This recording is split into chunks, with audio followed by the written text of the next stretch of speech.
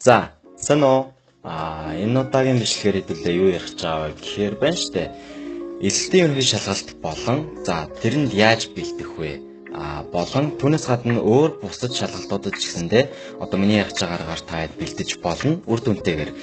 Одоо жишээлбэл хүмүүс ярьдэн штэ. Яшин хичээл үлдэхэд одоо Яшин шалгалтаас 2 сарын өмнөөс бэлдэж эхэлсэн арай зүг байдгаа. 1 сарын өмнөөс бэлдэж эхэлсэн дээр байдгаа. Урт хугацаанд бэлдвэл чи ядардгаа гэд. Тэрэн дээр хэдүүлээ ярих чинь. Бас Яшин шалгалт яагаад сүүлийн жилүүдэд улам докторгүй болоод байна вэ? Яшин шалгалт ер нь яаж урьдчилсан таамаглаж бэлтгэх юм бэ гэдэг дээр хэдүүлээ ярих чинь. За, та хэд маань Яшин шалгалт гэдгийг илүү дэлгэрэнгүй ярьсан бичлэг бол арай миний өмнөх бичлэг байгаа. Тийшээ ороод үзэх юм бол та эсэлтийн ерөнхий шалгалт SAT, IELTS гэдэг 3 шалгалтын тухай мэдлэгтэй болж авна. Тэгчээд наашаа орж ирвэл арай илүү мэдээлэлтэй болоод тодорхойлоод Яш руу ороход арай хялбар болж орж ирнэ шүү заяа. За, дисклеймер өгөхөд байна шүү дээ. Яг өмнөх бичлэгтэй адилхан би утсан дээрээ дахиад аудио бичиж байгаа. Бас ингээд ярих юмнуудаа ерөнхийдөө хурангуулад бэлтгэсэн байгаа. За, хамгийн эхлээд хэдүүлээ надаас эхлэх юм бол би Яшин шалгалтанд яг 10-11 дугаар ангидаа хагас уус бэлдээд 12 дугаар ангидаа яг тултал нь бэлдээгүй гэхдээ яг сэтгэлээ гаргаад бэлдсэн аахгүй юу 4 хичээлээр англи хэл, математик, хим, биологи гэсэн энэ 4 хичээлээр бэлдээд дундаж маань нэг 650-аас 60 хооронд аваад яг элсэж орсон бүртгүүлсэн 7 сургуулиуд руу 7-нд тэнцсэн. Яг өмнө бичлэгэндээ 4 гэж ярьсан ч гэсэндээ яг 3 зал хариу нь гараагүй байсан. Тийм учраас 4-г ярьсан. Тэрнээс биш 7 байжгаад 7-нд нь тэнцсэн. Анаах болон бизнесийн сургуулиудад тэнцсэн. За тийм. За, хэрвээ чи шинэ хүн бол хэдүүлээ ингээд яг миний бичлэгийг анх удаа үзэж байгаа бол эсэлтийн ерөнхий шалгалтыг ерөнхийд нь яг ингээд хураангуулад базаад үзье заяа. За, энэ маань бол нэлээд удаан хугацаанд явагдаж байгаа. Та Монгол улсад их сургуульд элсэн орж суралцж байгаа бол өгдөг тийм эсэлтийн шалгалт баггүй юу? Нэртэйг адилхан гэсэн үг эсэлтийн ерөнхий шалгалт гэдэг. Та тухайн мэрэгжлээр суралцж байгаа бол тухайн мэрэгжилтэйгээ холбоотой 2 болон түүнээс дээш хичээлээр эсэлтийн ерөнхий шалгалт өгөөд тодорхой босгоо оноо гэж байгаа. Түүнийг даваад шаардлага хангасан бол тухайн хүссэн сургуульдаа хүссэн мэрэгчлэрээ та ороод суралцж болно гэсэн үг. За, яагаад эсэлтийн ерөнхий шалгалт сүүлийн жилүүдэд илүү хэцүү болоод байна вэ? Зарим хичээлүүд нь арай илүү амархан, зарим нь бүр амар хүнд болоод олон улсын түвшинд болоод байна вэ гэдэг хэдүүд яриа. Энийг би өөрийн үндэслээс яаж дүгнсэн бэ гэх юм бол яг боловсролын үнэлгээний төв гэдэг байгаа шүү дээ. Боловсролын яамны харьяа байгууллага тий. Яг Яшин шалгалтуудын тестүүдийг зохион байгуулдаг, эсэлтийн ерөнхий шалгалтыг жил болгон зохион байгуулдаг тийм байгууллага байгаа. Тэнгүүтээ тэр байгууллага маань яг хичээл болгон дээр багш нарыг тавьж өгөөд эсэлтийн ерөнхий шалгалтын дасгалуудыг нэгдсэн тийм ууг нь бол даалгаврын сан гэж байдаг юм байлээ. Тэндээс сонгуулад эсвэл шинээр даалгавар боловсруулад бэлддэг юм байлээ. Гэхдээ энэ жилийн миний фэйсбүүкээс ихэвчлэн харсан постуудаас болохоор уншсан зүйлс нь энэ жилийн боловсролын үнэлгээний төвийн захирлан солигдсон гэж ярьж ирсэн. Бас яг тест зохион найруулж байгаа багш нарын нь бүрдэл өөрчлөгдсөн гэж ярьж ирсэн. Гэхдээ та хэд яг бодож иш магадгүй л дээ яг яагаад багш нар нь өөрчлөгдлөө гэдэг хичээл нь тэгэж амар авж байгаа шалгалт нь ерөөхдөө өөрчлөгдөд байгаа юм бэ? Үг тийх ёсгүй үсттэй гэд. Уг нь бол би ч нэгж бодож исэн бохгүй юу? Тэгсэн чинь хүүхдүүдийн ярьж байгаагаас ч тэр одоо ингээд яг найруулагдсан шалгалтууд өмнө жилээс хэр арай өөрчлөгдсөн байна вэ гэдгээс ч тэр харахад яг тухайн багш нь өөрөө дор мэдэж тестээ зохион найруулаад байгаа юм шиг надад шалгалт санагдсан бохгүй юу? Яг ингээд үндсэн журам ингээд тавигдчихдаггүй. Одоо жишээлбэл хими хичээлээр ийм төвшин шалгалт авна шүү. 12 жилийн төвшөнд ийм хичээл заадаг, энэгээр шалгалт авна шүү гэдэг тийм дүрм журмын дор бэлдэхгүйгээр тухайн багш нь зүгээр л яг өөрөө дор мэдээд өөрөө 12 жилд юу заагдж ийн гэдгийг харж бодонгуудаа тэрүүгээрээ дүгнээд шалгалтаа найруулж байгаа юм шиг санагдсан. Одоо тэнгууд мэдээж Монголын бүх багш нар адилхан байна гэж байхгүй шүү дээ. Тийм учраас бүх багш нарын харах өнцөг өөр байгаа, бүх багш нарын бодол өөр байгаа учраас яг тийм найруулж байгаа багш нар нь өөр шалгалтууд, өөр тавилтуудтайгаар зохион байгуулад байгаа болов уу гэж бодсон. Одоо жишээлбэл энэ жилийн хими хичээл гэхэд онлоор арай илүү зоддсон. Яг тооцоолох зүйлс арай л өмнө жилүүдийнхээс бага байсан гэх мэтчлэн ийм дүгнэлтүүд гарч ирж байгаа. Тийм тэнгуүтээ бас зарим тохиолдолд манай шалгалтын материалууд ингээд задарсан байдаг штэ. Яг ингээд эсвэл бол сүүлийн цагт өөрчлөгдөөл, эсвэл яг задраал Тиймэрхүү асуудлууд байгаа. Мэдээж би энэ дээр бол ямар нэгэн хэлэх хувийн шин чанартай үг бол байхгүй. Гэхдээ тиймэрхүү асуудлууд байгаа. За, тэнгууд ингээд хэдүүлээ ярих байгаа зүйлээ ингээд хурангуулад эхлээд базаад ярих юм бол энэ бол яг та бүх зүйлийг ингээд санах гэж, цээжлэх гэж оролдохын оронд яг ойлгох гэж оролцсон дээр. Одоо жишээлбэл за яг хэлэхэд амархан юм шиг сонсогдож магадгүй л дээ. Гэхдээ яг энэ нь бол маш үр дүнтэй арга байхгүй юу? Яагаад вэ гэх юм бол одоо жишээлбэл за энд ингээд миний хулган байлаа гэж бодъё. Энэ хулган хар өнгөтэй юм байна. Энэ хулган юу гэдэг чинь гаранд баригдахаар хэмжээтэй юм байна гэдгийг хэдүүлээ зүгээр л цээжлээд өнгөрөхийн оронд за хулган гэдэг маань ерөнхийдөө ийм хэлбэртэй байдаг юм байна. Учир нь гаранд баригдахад илүү амар байхын тулд гэд яг ойлгоод бодчихлоо. Жишээлбэл за амар мангар сонир жишээ ажиллаа тий. За тий. Ер нь та миний хэлж байгааг ойлгосон гэж найдаж байна. Одоо жишээлбэл яг цээжлэхийн оронд яагаад гэж асуугаад яг учир начрыг нь ойлгосон нь арай илүү таны тархинд суулгацтай байдаг байхгүй юу? За тий. Дараагийнх нь та яг ингээд төгс төгөлдөр зүйлийг зориогүй зүгээр л ингээд одоо бид нар efficiency гэж ярьдаг штэ. Ашигтай байдал гэх юм уу та. Одоо таны хүсэл мөрөөдөл рүү хүрэхэд босго нь юу вэ? Та тэр босгоо давахын тулд яг Есүс оног зорж байгаа. Тиймээс 800 оноо гэдэг бол таны зорилго байхад бол хэрэггүй гэж би бол хэлнэ. Яг тэгж өөртөө стресс сургаад хэрэггүй л гэж хэлнэ. За дараагаар нь сэтгэл зүйч нь бас чухал. Одоо жишээлбэл яг өөрийгөө үл тоогоод тухайн одоо жишээлбэл 3 жилээр шүрч байгаа бол 3 хичээл рүү ингээл хамаг сүнс сэтгэл зүй бие махбод юу гэдгийг бүгднгээ зориулаад бол хэрэггүй. Яг таны сэтгэл зүйч гэсэндээ нөлөөтэй байдаг. Хэрвээ таны сэтгэл зүйч нь угаасаа ингээд шамраад та даралтандаа ингээд Люси та тухайн хичээлийн 3 жилийн дарамтан доор бяцлуулах гад юу гэдэг чинь одоо ингээд дарамтан доор байгаад ирэхээр хүний сэтгэл зүй шамраад ирэх юм бол угаасаа хэлтэйдэг штэ ингээд гаргаж байгаа үр дүн ч гэсэн сулраад эхэлдэг. Би ч гэсэн 11 дэх ангидаа яг тэгжээсэн байхгүй юу? Манай ангийн багш ч гэсэн хэлжсэн.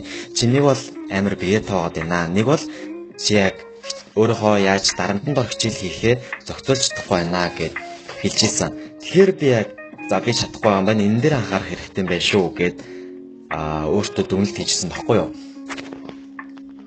За хамгийн чухал зүйл нь гэх юм бол яагаад гэдэг асуултыг тодорхой хариулах хэрэгтэй. Яг яагаад та тухайн хичээлээр ирж өгч байгаа юм? Одоо жишээлбэл за таны зорилго за мөрөөдөл гэдэг чинь өөрөө ажил биш шүү дээ. Ажил чинь өөрөө таны мөрөөдөлд хүрэхэд нэг гишүүр болж өгөх ёстой гэж би боддог байхгүй юу? Тийм учраас тухайн ажил мэргэжлийг эзэмших их сургуульд ороход таны өөх ёстой ямар хичээлүүд Есүс дээр байна.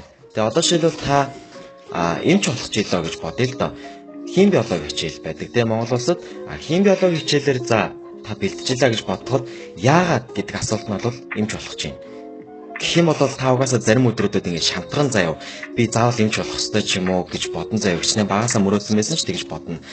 Тийм үедээ та илүү том яагаад гэдгийг ойлгох ёстой юм шиг надад санагдсан байхгүй. Жишээлбэл та эмч болоод яг яах юм? Тэ? Эмч хүмүүс яадаг лээ. Хүний амийг авардаг. Хүний эрүүл мэндийг сайжруулдаг. Хүнийг өвчин зовлонгоос нь салгадаг. Тиймээ нэгсэндээ хүмүүст хамгийн сайхан бэлэг буюу эрүүл мэндийг нь дэмжиж өгч тусалж байна гэдэг нь таны яагаад байна гэсэн үг байхгүй юу? Тийм учраас энэ мэтчлэн яагаад гэдэг асуултыг өөртөө тавиад зорилгоо маш тод болох хэрэгтэй. Тэгэхгүй бол та зарим ядарсан өдрүүдэд тухайн зорилгоо умартах аюултай. За нэг юмрхүү. За хэдүүлээ одоо хичээл тус бүр дээр яг яаж бэлдүүл арай илүү зохистой вэ гэдэг дээр миний туршлага дээр миний судалсан хичээлүүд дээр ярилцъя заяа. За би багасаа ингээд сонирхолтой байсан хичээл болохоор математик байхгүй юу? Надад хэрэггүй байсан ч гэсэндээ би ахлах ангидаа ороод сонгон судлах хичээлүүдийнхаа нэгээр математикийг сонгоцсон. Яг гэвэл би баг дунд ангидаа хоббит байсан болохоор. За энэ дээр математик дээр би яг яаж арай бас бүр 0 авчаагүй тэсэж үлдээд байсан юм бэ гэхээр математик дээр мэдээж цээжлэх хэрэгтэй онолууд гэж байгаа. За тэр онолуудаа цээжилснийхаа дараа та нэгэн төрлийн бодлогоодыг бодоод байх хэрэггүй. Одоо жишээлбэл энэ томьёо байлаа гэж бодъё. нэрийг нь мартчихлаа. Гэтэ гаргаад ирнэ.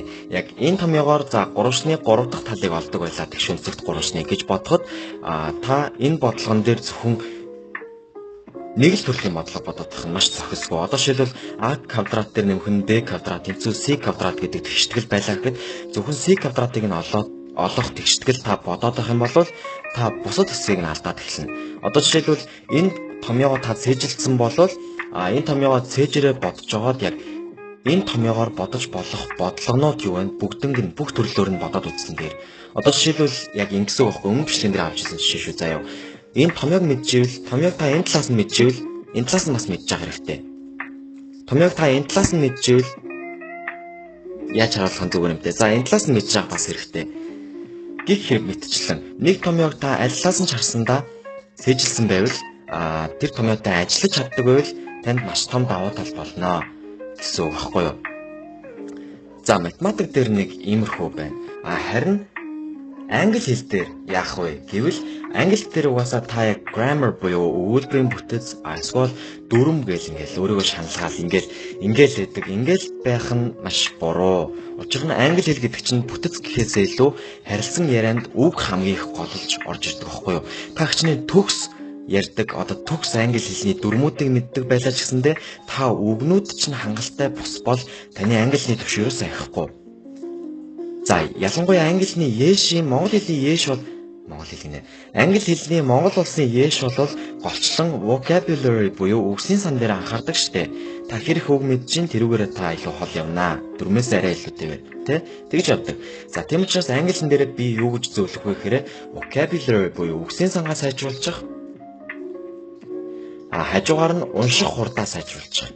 Та хурдан уншаад одоо зүгээр ингээд монгол хэлэн дээр та 1 минутанд 100 гаруй үг уншдаг байлаа гэхэд англи хэлэн дээр тэрнээс хурдан унших боломжтой байхгүй юу? Яагаад гэвэл ингээд дотроо дуудахгүйгээр өгнүүдэд зүгээр ингээд гүйлгээд уншиж болдог болохоор. За тэгээд мэдээж хажуугаар нь дүрмээ сайн сайжлах хэрэгтэй шүү. За англи хэлэн дээр юм байна. Харин шинжлэх ухаан дээр яах вэ? Шинжлэх ухааны хичээл буюу миний мэдхийн, миний сурж яснаар хим, биологи, бас газар зүй гэх мэт. За мэдээж физик гэх мэт өөр хичээл байгаа л да. Гэхдээ энэ хичээлүүд дээр яах вэ гэвэл мэдээж уншиж ойлгох зүйл маш их байгаа тий. Тэрний адилаар яг миний саяны хэлсэнчлэн цээжлэх гэхээс илүү шинжлэх ухааны хичээл дээр яагаад гэдгийг нь ойлгол арай илүү үр дүнтэй, арай илүү маш илүү үр дүнтэй байдаг. Жишээлбэл та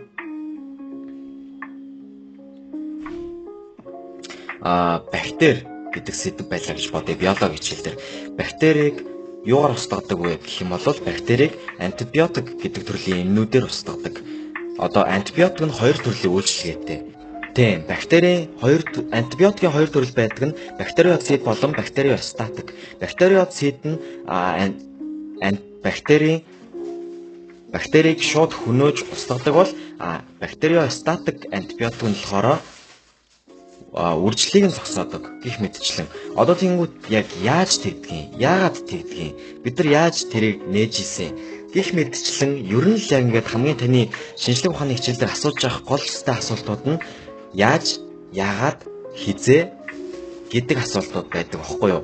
Яг түүхийн хичээл дээр байдаг шиг хин гэдэг асуулт бол баг хэрэггүй байдаг. Яг онол зээжилж байгаа л биш бол онол гинэ. Хин онлыг боловсруулсныг л зээжилж байгаа биш бол тэр асуулт нэг чухал биш байдаг аахгүй юу?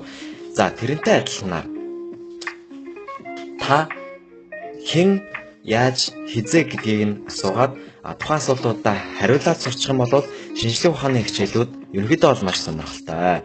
Орчлон ертөнцийн угаасаа судалж байгаа юм шиг сонирхолтой байгаа шүү дээ.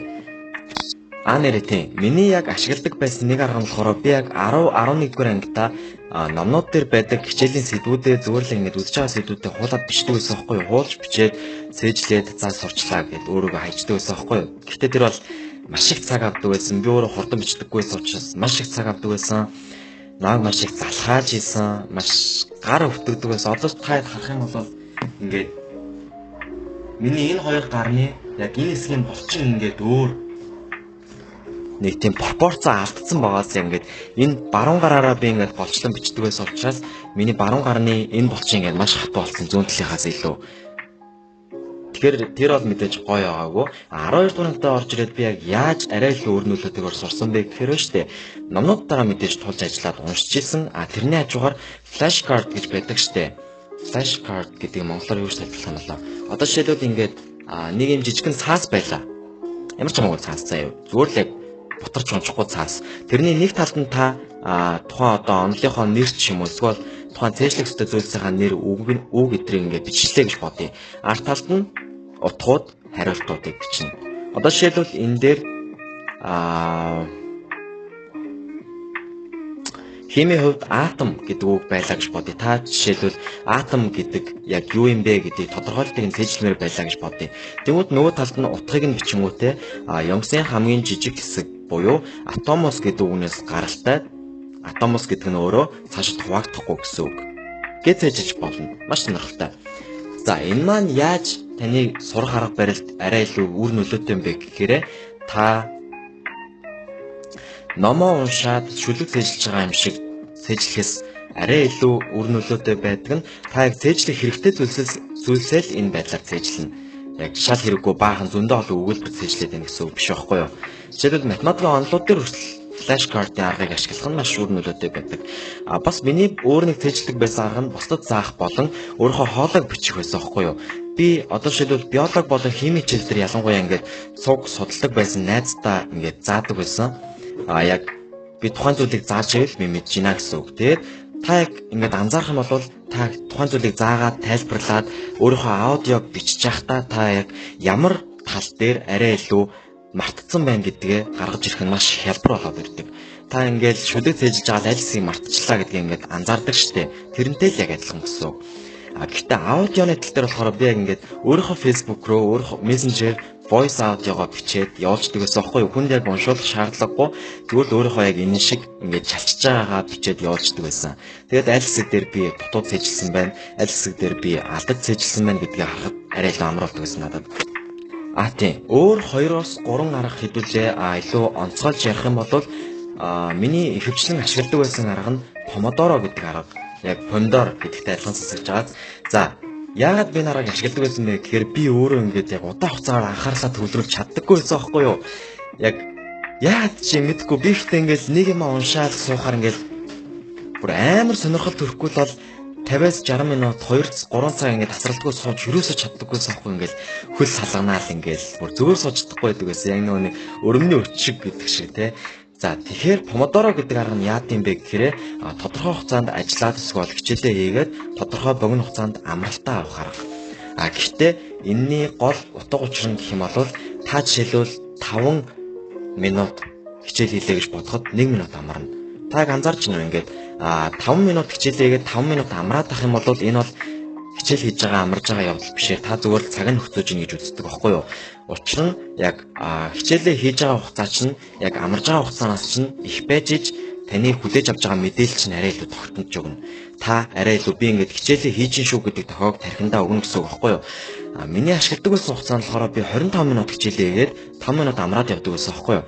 Эсвэл заримдаа яг ирч хүчтэй байх юм бол бүр 50 минут хичээлээ хийгээд 20 минут амардаг байсан. Гэх мэтчлэн.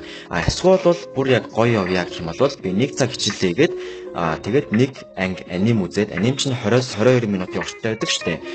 Тэгж явдаг байсан. Эсвэл саяны миний хийсэн хүнд заах арга. За тэнгуүтээ өөр нэгэн бас шалгалтанд бэлтгэхэд маш өөр нөлөөтэй арга нь та яг цаг тавиад бэлдэх арга хамгийн нөлөөтэй. Учир нь хүний тарих цагын доор баригдаж юм хийхдээ ингээд өөртөө ингээд хийсвэрээр даралт үүсгэдэг байхгүй юу? За би энэ хугацаанд амжих ёстой шүү гэдэг даралтыг үүсгэдэг. Энэнийх нь өөр нөлөө нь яг яадаг юм бэ гэхээр таны тархич нь мэдээллийг зүгээр ингээд баруун чихрээ оруулаад зүүн чихрээ гаргахгүй гэсэн үг байхгүй юу? Ингээд баруун чихрээ оруулаад хугацаанд баригдаад байлгана гэсэн үг. Одоо жишээлбэл энийг ихэнх сургуулиудын хүүхдүүд хийдэг гэж бодож байна. Эсэлтийн шалгалтанд бэлдэж байхдаа яг ингээд өмнөх онуудын шалгалтуудын материалыг бариад шалгалтын хугацаа буюу 80-100 минутанд бэлддэг штэ. Тэрнтэй ч яг адилхан гэсэн үг байхгүй юу? За тэнгууд миний сонсч ирснээр зарим анагаахын оюутнууд бас хэлдэг. Анагаахын ч гэж ер нь зарим их сургуулиудын оюутнууд бас хэлдэг. Яг ингээд шалгалт тулцсан үед номоо уншихаар амар хурдан тогтдог гэд. Ягаад гэвэл ингээд цээжлэхээс өөр арга байхгүй юм чинь яг цээжлэхээс өөр яах юм бэ гэдэг нэг юм бодолтой болчоор хүний тарих яах аргагүй богино хугацаанд мэдээллийг тогтоож чаддаг гэж хүмүүс ярьдаг байхгүй. Та ч гэсэн тушаад үзээрэй. Одоо юу гэдэг чинь зүгээр л нэг сэдвээ та ирчнээ Есүст бэлдээгүй ч гэсэндээ нэг сэдвээ барьж аваад за би энэ сэдвийг энэ 60 минутын хугацаанд сайн гараас гаргана шүү гэдэг зорилт тавиад нэг цагийн хугацаагаа тавиад уцаа өөрөөсөө холдуулж тавиад бэлдвэл илүү үр нөлөөтэй байна гэдгийг амлаж байна. За тиймэрхүү. Нэрээ өөр нэг маш чухал арга нь юу юм бэ гэхээр тухайн тестүүд дээр ажиллахаасаа гадна яг тестүүдээ ажиллаад орхичвол угаасаа яг үр нөлөөгүй шүү дээ. Илчигнээчхэнд алт гэдэгтэй адилхан. Та яг яаж дараагийн тестүүд дээр арай илүү бага алдах вэ гэхээр та одоо нэг ажилласан тестэн дээр 85% авлаа гэж бодоход үлдсэн 15% эргүүлээд сайн харах хэрэгтэй. Одоо та миний хэлж байгааг ойлгож байгаа бол та зөв авсан дээрээ анхаарах биш, алдсан дээрээ анхаарах хэрэгтэй гэсэн үг. Одоо жишээлбэл би 10 ангlisны асуулт байлаа гэж бодъё. Шинэ үг тэжлэг. Би 2 шинэ үгийг нь мартсан байлаа. Тэгмүүдээ би тэр 2 шинэ мартсан үгээ эргүүлж харж иж дараагийн тестүүдээр тэр 2 үг орж ирэх юм бол би бага алдна гэсэн үг аахгүй юу? Тэр 2 үгээ дахиж алдахгүй гэсэн үг. Тэрнтэй яг адилхан. Та жишээлбэл химийн тест ажиллаж илаа. Ер нь ямар ч хичээлийн тестийг ажиллаж илаа гэхэд 18 оны ээшийн материалыг ажиллаа гэж бодъё хугацаа тавиад. Хугацаандаа алдсан онолуудаа цээжлэлээ. Онолуудаа харлаа. Алдсан асуултуудаа харлаа. Яагаад буруу хариулт нь буруу байсан бэ гэдгийг бас харлаа. Энэ маш чухал шүү манайхан. За яг буруу хариулт яагаад буруу вэ гэдгийг та нар мэдчих хэвээр. Тэгжиж зөв хариулт яагаад зөв гэдгийг мэдэх байхгүй юу? Одоо жишээлбэл зүгээр л энэ зөв болохоор зөв, энэ буруу болохоор буруу гэдгийг нэг нэгээр нь биш, зөв болохоор зөв, буруу болохоор буруу. Яг яагаад гэдэгтээ давхар мэдчихэж та тухайн тестийг үр дүнтэйгээр яг зөвөр ажиллана гэсэн үг. За нэрээ тийм. Тэнгүүтээ та яг сая бичлэгийнхаа энэ биелжсэн да 2 сарын өмнөөс бэлтэх үү, 2 жилийн өмнөөс бэлтэх үү, аль нь илүү залхуутай вэ гэд. За тэгвэл тэрэн дээр чинь би тайлбарлаад гэх юм бол сүүлийн онуудын ээш маш тогтворгүй болоод байгаа. Маш хэцүү дүү орж ирдэг болоод байгаа. Угаасаа ингээд өмнө бичлэгэн дээр хэлчихсэний дагуу яг өмнөх онуудын ээшүүдээс хүндэрч орж ирэх нь ихэлсэн. Тийм учраас 2 жилийн өмнөөс яг ахлах сургуультаа ороод шууд бэлдэж эхэлсэн нь маш үр дүнтэй. Яагаад гэх юм бол та 2 жил өөрийгөө зовоохын оронд зүгээр л яг 2 жил бэлдэж байгаа ээшийнхаа хичээлүүдийг жигэд хуваарлаж аваад баг багаар бэлтчих. Өөрийгөө тасгачих гэсэн. Одоо та жишээлбэл өдөрт 4 цагийн турш жимд дасгал хийдэггүй шүү дээ. Өдөрт 1-2 цагийн төвлөрсөн дасгал хэр үр дүнтэй байдаг вүлээ. Тэрнтэй л яг адилхан гэсэн үг байхгүй юу? 2 жилийн өмнөөс 10 дугаар ангиас ээшээ бэлдэж эхэлчихвэл тань маш их давуу тал гарч ирнэ. Жишээлбэл за хэдүүлээ өдөрт яах юм, 7 өнөختө яах юм гэдэг төлөвлөгөөг ярилцъя л та. Манай биологийн багш маш сайн биологийн багш байсан байхгүй юу? Яг бидэрт бүр биологи гэхээс илүү зааж сурах аргуудыг хүртэл ингээд заадаг байсан. Яг яаж суралцах аргуудыг хүртэл заадаг байсан. Тийм ундаг багш. Яг тэр багшийнхаа арга барилаар би танарт зааж их юм бол өдөртөө гэх юм бол та жишээлбэл 3 хичээлээр яаш өгж байгаа гэж бодъё. Өдөртөө тухайн 3 хичээлээ 30 минутаар нь эсвэл 1 цагаар нь хуваарлаад авчих сургуулийнхаа дараа. Жишээлбэл миний хар бодох юм бол жишээ гарах юм бол хим, биологи, математик гэр 3 хичээлүүдийг хэдүүлээ бэлтжүүлээ гэж бодъё. Өдөрт хуваарлаж авах нь за өдрийн 3-4 цагийн хооронд би химээ хийн. За тэмүүтээ богино амралт аваад дараачаас нь 1 цагийн турш биологи хийн. Тэгээд богино амралт дахиад 1 цагийн турш математик. Энэ мэтчлэн. Гэхдээ гурлаа хүнд хичээл байгаа учраас та мэдээж амралтуудаа том авч иж жоохон 30 минут ч юм уу 1 цаг ч юм уу амралтуудаа жоохон урт хугацаанд авч иж таны тархичин шарагдахгүй үлдэнэ. Харин биологи хим за хажуугаар нь гайгүй хичээл чинь юу гэдэг вүлээ? За нэг таны амархан гэж боддог хичээл байлаа гэж бодъё заяа. Тэнгүүд та гайгүй гэж боддог хичээлээ ингээд тухайн хүнд гэж боддог 2 хичээлийнхаа дунд хавчуулсан бол таны тархич нь яг шарагдахгүйгээр ингээд амралттайгаар явж болно гэсэн үг байхгүй юу? Одоо ингээд хүнд хичээл хийж байгаа гэж бодож байгаа л ингээд тархич нь амархан хичээл рүү оронгод би нэг мэдэн штэ гайгүй юм биш штэ ямар дарамтгүй юм бэ гоё юм бэ гэдэг майндсеттэй бодолтой явж хагаад хүнд хичээл рүү ороод болоход бэлдэж гин гэсэн үг байхгүй юу? За нэг тиймэрхүү байна да. Нэрээ миний сүүлд нь хэлэх хэдэн үг бол байна штэ. Таны амжилт гэж бодож байгаа чинь яг улсын Еш гэсэн хүүхдүүдийн 0.1% нь багтах биш байдаг шүү. За амжилт гэдэг бол 800 оноо бас биш шүү. За ёо. Амжилт гэдэг бол та хүссэн сургуультай орч чадсан уу? Та хүссэн оноондоо ядаж төхүүлж авч чадсан уу Еш дээрээ? Түүнээс гадна та амьдралд жаргалтай байна уу гэдгээс хурж ирнэ шүү. За тэгэхээр зөвхөн оноогоор өөрийнхөө амжилтыг тодорхойлох гэж бүү яараарай гэж хэлдэг байгаа шүү. Бас хаяада ядархан зүгээр шүү. За ёо яг би ядарчлаа. Би хичээл хийж чадахгүй байна. Би бүртээ гэд Ингээд өөрийгөө шийтгээд байхаа оронд би ядарчлаа. Би ганц хоног ядаж амарчи, бүтэн сая өдрөө амарчи, хагас өдрөө амарчи. Тэгээд би үр дүнтэйгээр хичээлээ хийнэ гэдэг бодолтой байгаарай. За тийм. Миний хэлэх зүйлс ерөнхийдөө бол иймэрхүү байлаа. Энэ бичлэгэн дээр хэдүүлээ сая Яш яагаад сүүлийн онуудад ийм болоод байгаа вэ? Бас яг миний туршлагыг бас ярилцсан. Тэмүүтэ хичээл бүр дээр яаж суралцах вэ гэдэг аргуудыг дэлгэрэнгүй ярилцсан.